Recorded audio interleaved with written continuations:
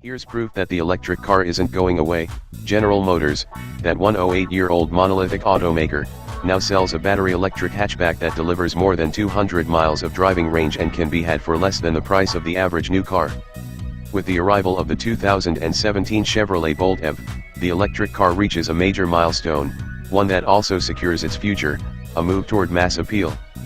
It no longer matters if your in-laws show up at the airport unannounced. The Bolt has enough range to cover a day's tasks plus the unexpected. It no longer matters if venture capital never recognizes the potential of your Bluetooth-enabled toilet seat. Anyone with a typical new car budget can afford a Bolt. And, in the bigger picture, it no longer matters if Tesla goes belly up. Electric cars appear to have laid down permanent roots in the automotive landscape with the first long-range, affordable EV from an established, mainstream automaker. The Bolt starts at $37,495 in LT trim, but a $7,500 federal tax credit will pull the price under $30,000. Some states and municipalities offer incentives beyond that. The liquid-cooled lithium-ion battery pack stores 60.0 kilowatt-hours of energy, equivalent to about 1.8 gallons of gasoline, enough to earn a 238-mile range rating from the EPA. The range and the price by themselves make the Bolt a car worthy of celebration. With the Bolt's impressive reach, after a typical day, most owners will need only to plug in overnight.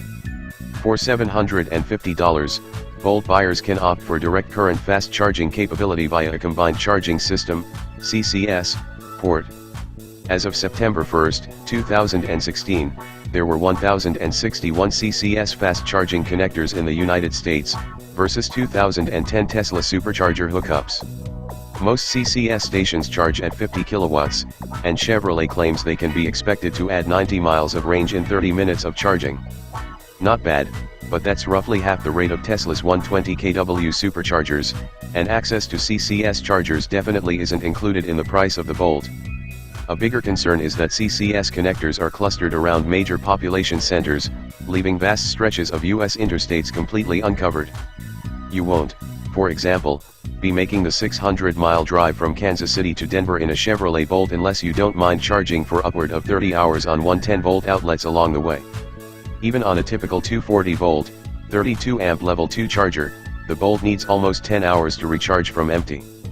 If GM wants EVs to make it to the next milestone, the company needs to address the pitiful state of fast charging infrastructure, either by organizing the industry or simply building the network itself.